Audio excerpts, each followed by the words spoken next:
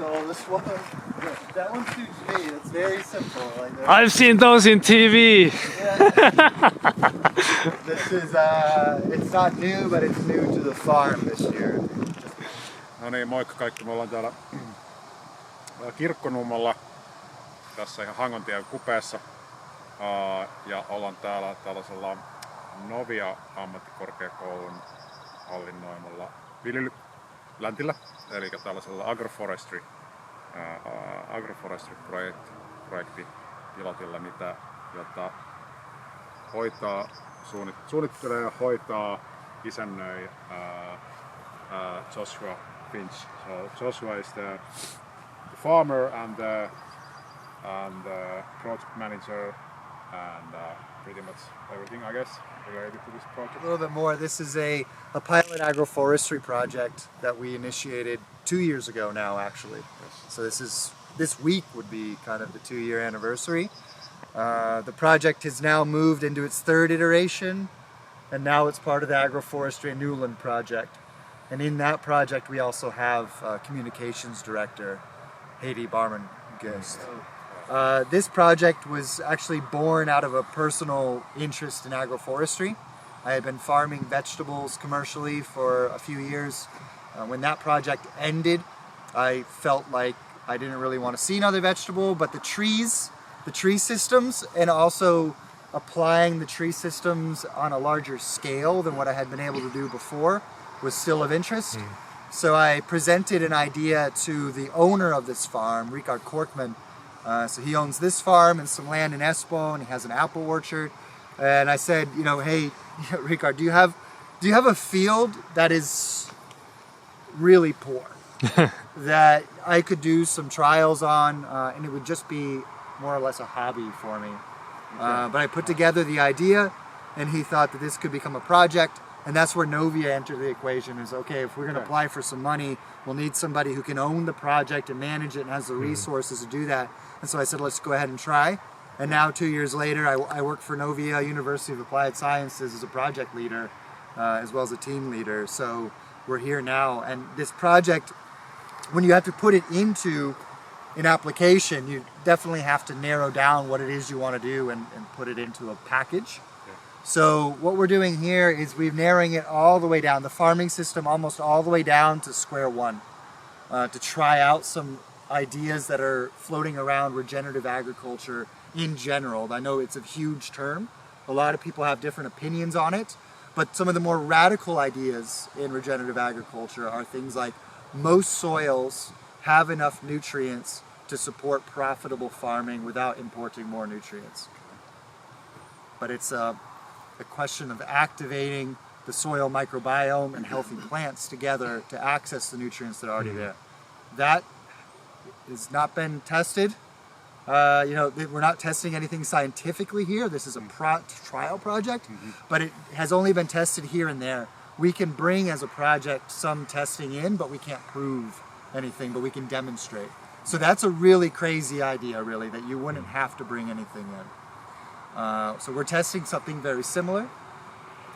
Along the same lines, the use of limestone to adjust the pH and also bring calcium into the soil is something that some of the biggest regenerative agriculture consultants in North America don't actually suggest that people do. And they've had a lot of success without liming soils. That's really going down to bare bones because liming soils has been part of our package for probably 200 years.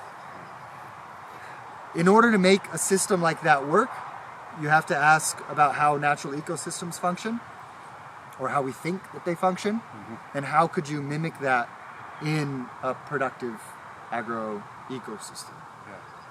So the means to do that is to harvest solar energy as many times as possible, or as much of it as you possibly can. In order to do that, nature uses biodiverse plant communities, mostly perennials. If you see annuals in nature, they're usually there after a disturbance, and then they phase out, and then the perennials take over and they move. They disperse rapidly through the ecosystem, and they're constantly shifting. That does not reflect most of our agriculture, so how do you bring these two things together? The reason we've settled on agroforestry is it does allow us to capture sunlight, at least in part of the field, at a higher level than most crops will grow. So we have agroforestry in long tree lines. Currently we have 4. Next year we'll have 6. We'll have one at the bottom of the field, and then we'll have another all the way at the far end of the field. The system is planned so that the space between the trees, what we call alleys, that these can be cropped mechanically. So they're 12 meters across. We can use implements that fit within 12 meters, and you want to have a system that fits the largest implement possible that you usually use on the farm. We had to bend that a little bit here. He usually uses a 15-meter wide sprayer boom. We're going to use 12 because we wanted more trees. So we can get a 12-meter wide sprayer. And a 12-meter wide sprayer can spray the whole thing, or you could turn the nozzles off and you can spray part of the field. You have a 3 or 4 meter wide planter. So then now you can plant in strips. So you have 4-meter planter. We can do 3 strips of 4 meters in here, which would allow us to use strip cropping. And then inside of strip cropping, we can do intercropping, cover cropping, relay cropping. And so we're going to bring in a whole lot of ideas that allow us to have biodiverse plant communities in close proximity to one another in the alleys. And that trees are so far apart that when you have fruit trees, you don't let them grow 10 meters tall. You keep them rather short. They won't produce a lot of shade and negatively affect the alleys. And then we have the space that we're standing in now, which is right behind us. And this is a headland, which is part of the margin. And this we're keeping as close to the original state of the field as we could. This field was put into grass in 2016. It had fallen so far out of productivity that it was like, okay, well, can we get a subsidy to put in some nature? So there was a subsidy here for the grassland. But the grass was, a few different species are in here, but it's still dominated by the grass family. And what we've done is we've come back in, we've added some biodiversity in here by using chicory, by using plantain, a few different kinds of clover. We put in 15 different species last year with some annuals, and they're all along the edge. And so we actually have 3 zones of management in the field. We have perennial tree systems with an annual component that we'll look at. We have the annual cropping system. Eventually, we're going to turn this back into it. And then we have the margins. And the margins are kept as close to the original state as possible, because when you drive up and down and you turn from one alley to the next, especially if the soil is wet, there's a lot of compaction happening over and over again. The margins rarely perform very well to begin with. And when you're growing wheat, it's sort of like, why bother? In some respect, I'd much rather have a biodiverse margin that provides some ecosystem services, along with simplifying the planting process of strip cropping. It's easy to have 3 different crops or a combination of 3 different crops growing in a box versus a combination of 3 different crops and then trying to figure out how many seeds you need to make the outside of the system, so we reduce the complexity for us for planting in the middle. Okay. So you're looking for some kind of a scalable pattern. Exactly. For that could be applied to a field that has been used on what wheat or rye or That's whatever. right, exactly. We're combining my experience with intense vegetable production, which is generally high profitability, high margin crops, within a context. We're in an urban environment. You can hear the cars going by. We're in Kirkkonummi. We're 25 minutes from the city center of Helsinki. So we have a massive potential customer base that high value crops could go to. So this kind of system that we'll show you is not something that we advocate for everybody everywhere. All agroforestry systems have to be tailored to their time and place and resources. So, but the pattern of itself, of the distances between the tree lines, how much space you need to turn the tractor around, these kind of considerations can be then applied to other farms. But this system, if it works, we have an irrigation system that we could then install new systems on other parts of this same field if we can demonstrate that something like this works. But there's a long way to go before we have enough data to support what we'd like to show. Wood chips from willows is really good. So we have a whole lot of products before we finally get to these. And that's one of the biggest questions farmers have about agroforestry is how do you make it pay? Yeah. Because in a usual agroforestry system, let's say if you move away from a windbreak, which is, we understand how the economics of windbreaks work, they're very effective. But if I want to move beyond windbreaks and get into something else like food, you know, I don't want to wait 5 or 6 years before my fruit trees reach, you know, a full bearing age. Because you need to invest, you have your fencing, you have your irrigation, you have your site prep. All you have are costs for 7 years, really, before revenues start to try to backfill this giant hole that's been dug in your field by putting those trees in. And when you also don't really understand if they're going to produce well, like it's a pretty big gamble. So the succession also applies to a succession or a relay race of cash crops. So stepping back from the cherries and going to the berry bushes, then the berry bushes will start filling in before the fruit trees, you know, say 3 or 4 years. The rhubarb can start producing, some of this could actually, you know, already be harvested, but it's still early stages, but say 2 years in. So they're even closer to the initiation. If you go back all the way to the first year, you can plant cash crops with annuals in the same system. So you produce revenue early on with something like this garlic. The garlic is occupying space where otherwise you would only be weeding for something that's a 7-year return.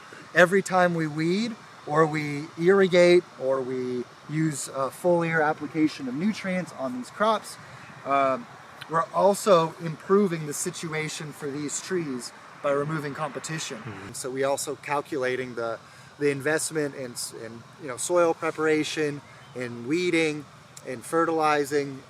This has only been weeded twice since May this year, and it's only been weeded with a hoe. So the other garlic plants down there, we actually did have some time to take out some weeds by hand. Those fruit trees are fruits that aren't so often available on local markets, and so we're going to direct sell these to customers. At the apple farm, people adopt for a season 1, 2, 4 apple trees. He takes care of the trees, tells them when they're ready to harvest. The customers come out to their tree, their cultivar, they harvest. And this has been very successful for, it's about a decade now, almost. And people are saying, well, this is really nice. Was there something else that we could buy? So that's also how we're doing the fruit trees. Is that, okay, well, you know, they'll be able to pick out the kind of fruit tree that they want. And then they'll also be able to choose the berry bush they want. So the berry bushes, which are situated halfway between the fruit trees, we have red currants, white currants, and black currants. These are normal. They grow in Finland. People know what to do with them. They're relatively inexpensive to buy and to propagate. They don't need so much sunlight in order to produce for this kind of self-pick thing. You know, like a really healthy currant bush, even if it's grown in semi-shade, which we have so much sun here, even with these other trees, it's going to have enough light. It's probably going to produce enough berries for a family, for sure, 1 or 2 bushes. So then they'll be able to choose and mix and match. And so we'll tell them when the things are ready to harvest and they can have those. They can also pick the rhubarb if they want. The rhubarb is also a biomass plant for us, but the rhubarb is also something that people could then come in the spring and pick. Then they also get to see, usually the rhubarb is coming on kind of when the fruit trees are flowering, depends on the spring. So then they also get the time, the first visit to the site to see their tree with a pick of some kind of fruit. And that's how we see this system developing, is a self-pick. So that's one of the reasons why we could do this biodiverse system, because the labor-intensive, expensive part of small fruit production is picking, packing, storing, distributing. All of the post-harvest is so expensive. But we're in an area where people have a demand for these crops, they have an interest to pick them themselves, and there's an established customer base, so we thought, why not capitalize on it? Other farmers have different situations, they have different pressures. So they have to design a system that works for them. So these trees are looking kind of good. The garlic isn't so happy here, but we have really bad soil, one, and then two, we have a lot of animals, rodents. So despite the fence, of course, rodents can come in, and they have developed a taste for garlic. And so some of the worst looking, these are just not all that healthy, but a lot of these, they're actually eating the roots off. You know, they're eating the roots, and then they're starting to eat the garlic plants themselves. So we'll see. We'll see in about 3 weeks, 4 weeks, when we harvest the garlic, what the total yield is. But you know. But I could imagine that quite a few farmers have a similar kind of like a piece of land that it's not producing much, maybe on the side of a forest, and so where I could imagine that you could almost scale this like a, you know, you could like a big caretaker or kind of a you know, this kind of common forest type yhteismetsä. So that you can join in a buy or you own or you buy a piece of forest, and but then you give it this common forest, which has been taken care of by some key professionals. I don't know if it's too common in Finland, but it's still, there are those. So maybe this kind of, so I could imagine that the regular farmer, it might take quite a lot of effort just to like focus on this, and at the same time run the farm, like all that shit. Absolutely, yeah. But if this already seems like a scalable model, so why not, you know, find like 10 farmers, and you could like, you or someone else would like take care of them all. So here we have a cover crop growing. So garlic was here last year, and then garlic is on the other side this year. I planted all of the smallest garlic cloves in the east bed of the tree lines, of this tree line. But we have the worst soil here. You see the big rock. There's a large section here where like the available phosphorus on a conventional soil test is something like 10 kilos of phosphorus per hectare, which is basically non-existent. It's very poor soil. And we've also had the most rodents because they can dig in the sand soil easier. They ate and they removed much of the garlic, so it didn't do very well here. But we're preparing the ground to plant garlic again this autumn with a biodiverse cover crop and some weeds. But I don't really care about annual weeds. The only weeds that I care about in this system are the perennial weeds. Because annual weeds are really super easy to take care of when you have a good system. When the incentive reward structure is appropriate, annual weeds are really, they shouldn't be much of a problem for somebody if you're growing garlic. You know, like garlic is worth so much in our context that you go out and take care of those annual weeds, but the perennials are a problem. Yeah. So we can see I ran out of garlic seed up there, and we planted this is coming on really nice. We have, it's not as diverse as I would like, but it's quite diverse. We have spring oats, honeyflower, buckwheat, flax, and then we have vetch, 3 kinds of clover, and I would imagine I also threw in a few other things the last minute. Sunflowers are in here too. Sunflowers. So all of these plants have a different niche, they have different growth rate, they have different microbes that came with them on the seed, they have different microbes in the soil that they will actively culture. We could maybe even get if I could find, I usually don't like to pull too much, let's find it to show what I mean by that.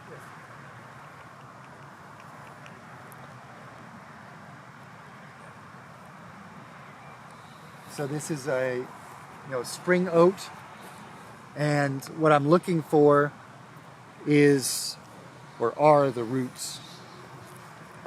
So we can see that there's a root, and that's what most people think that roots are supposed to look like.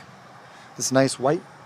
If you see white roots on most plants, that means the plant is not actively feeding the soil microbiome. Here is another oat root, but notice how you don't see the white part. It's enclosed, encased in, well, that's some compost and soil. Those are biotic glues put out by the microbes in the rhizosphere, and they're in active exchange of carbon and nutrients with this oat plant. Okay. Yeah. And so all of these are doing that with sometimes the same, there's a lot of overlap, but sometimes unique. Okay, but that's like a simple analysis if you want to. Absolutely, yeah. Want to look at your soil or what's happening there. So. Yeah, naked roots usually indicate that there's a lack of communication, and that is one reason why we didn't put in a stronger organic fertilizer when we started. Right. Is because even an organic fertilizer, if it has a little bit too much nitrogen or a little bit too much phosphorus available, then the plant knows that, and it says, why am I going to share energy that I'm creating, biological energy from the sun, and dump that out into the rhizosphere and feed all these bacteria in exchange for something that I get freely? So you need to have a low, like, available nutrient situation so that you get the symbiotic relationships forming. And this is looking fairly nice. When you know what we started with, and then you can see around, this is kind of what we're dealing with. How easy was it or hard was it to convince the farmers to get on board? It was actually really easy. Yeah. I was surprised. I think maybe if he ever watches this, maybe he'll know. He may have felt bad because I wasn't really completely ready to leave my old farm. Yeah. It was really an unexpected move. And so maybe he was thinking that, well, you know, I did like what he did at his old place. Maybe he could do something new here too. But I think that was also part of it, was to keep me interested in farming, to let me try something. But once I showed him the initial plans, then he realized, okay, he actually is pretty serious about this. And this building in the business model was from the very beginning, and we still have the same core objectives for this work package of our project. So our project right now is trying to help farmers design their own system. If they live in Uusimaa, we work throughout Uusimaa trying to help farmers contextualize what do they want, why do they want it, how could you make that work, and then plan it. They don't need to plant it, they just need to think about it, and we help them think about it. It makes sense. But our core objectives all are in a sequential order which lead to business. So that's also something that we could do here that farmers can't do. Well, most of the time farmers can't put business at the end of the thought process. It needs to be right at the beginning.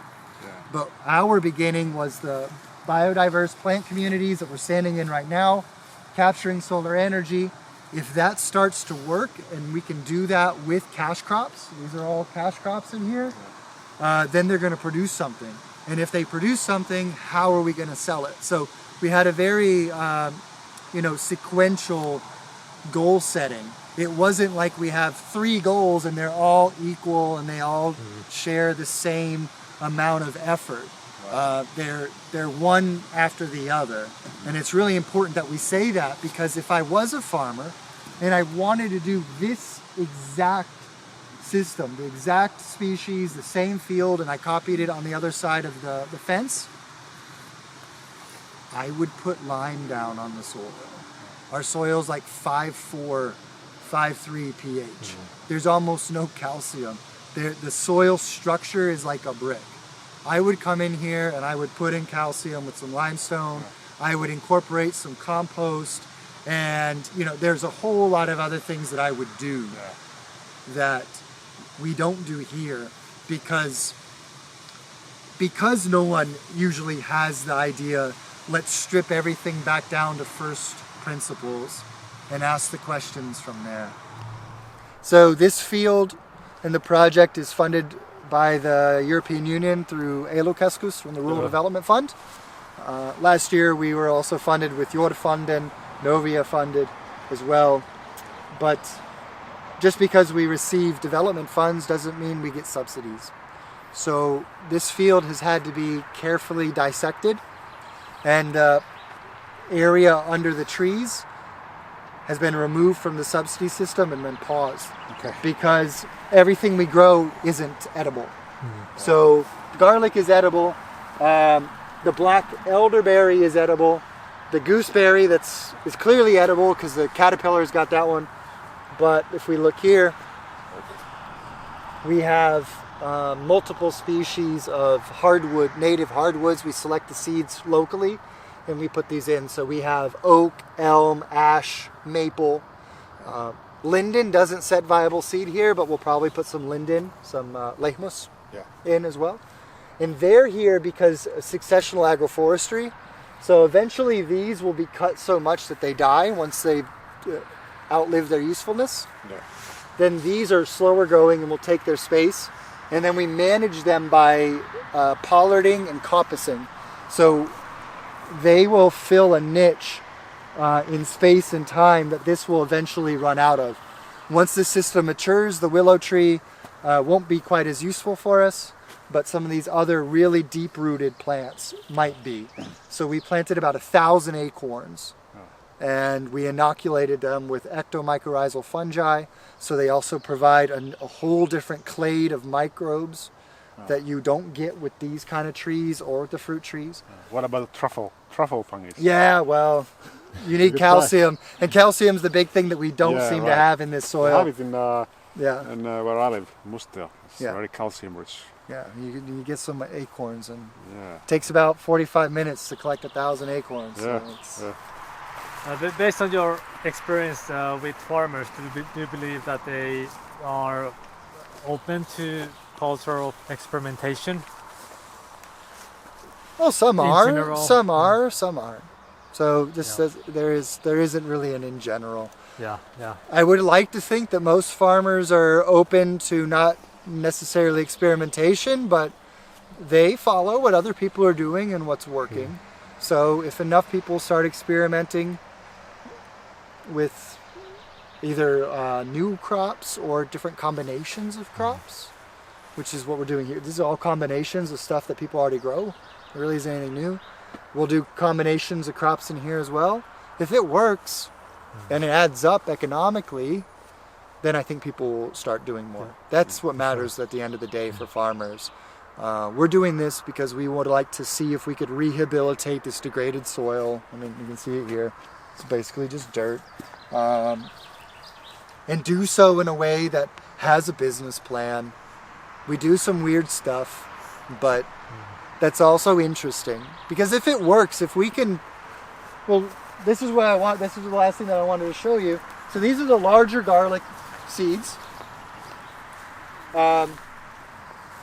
Yes, they're quite big when they're planted. They're about 3 times the size of a small garlic seed. But last year, this garlic completely failed. This year, we're starting to have some. This is kind of organic, so we have these lily beetles that are not so. I'm not going to do anything to it on the camera, but they like to eat garlic. But look at these plants, you know, these plants are pretty healthy. They're not as healthy as they could be. They're super big. Yeah. They're very big. And to show you again, to show you the soil, this is what the soil looks like underneath this. This is what we're growing on. It's Okay, it's dried out, fine, whatever. but it's clay based. It's clay loam. But this is what we have. There's no soil structure.